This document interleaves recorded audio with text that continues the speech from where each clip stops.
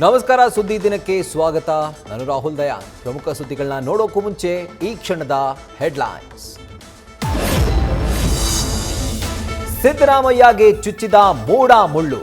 ರಾಜ್ಯಪಾಲರ ಜೊತೆಗಿನ ಸಮರದಲ್ಲಿ ಸಿಎಂಗೆ ಹಿನ್ನಡೆ. ಪ್ರಾಸಿಕ್ಯೂಷನ್ ಪ್ರಶ್ನಿಸಿ ಸಲ್ಲಿಸಿದ್ದ ಅರ್ಜಿ ವಜಾ.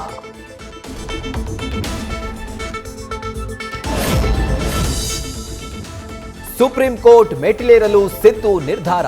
ನಾಳೆ ಕೆಳನ್ಯಾಯಾಲಯ ಮೂಡಾ ಅರ್ಜಿ ವಿಚಾರಣೆ. ಡಿಸಿಎಂ ಆದಿಯಾಗಿ ಸಿಎಂ ಬೆನ್ನಿಗೆ ನಿಂತ ಹಸ್ತಪಡೆ.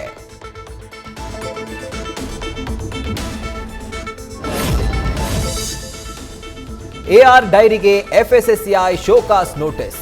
ತಪ್ಪು ಮಾಡಿಲ್ಲ, ಯಾವುದೇ ತನಿಖೆ ಹೋರಾಟಕ್ಕೆ ಸಿದ್ಧ ಎಂದ ಎಆರ್ ಸಂಸ್ಥೆ. ತಿಮ್ಮಪ್ಪನ ನೈವೇದ್ಯಕ್ಕೆ ಬಳಸ್ತಾ ಇದ್ದ ತುಪ್ಪ, ಬೆಲ್ಲ, ಅಕ್ಕಿ ನಿಷೇಧ.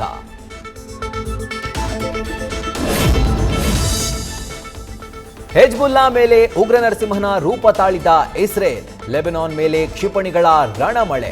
24 ಗಂಟೆ ಏರ್ ಸ್ಟ್ರೈಕ್ಗೆ 500ಕ್ಕೂ ಹೆಚ್ಚು ಮಂದಿ ಬಲಿ.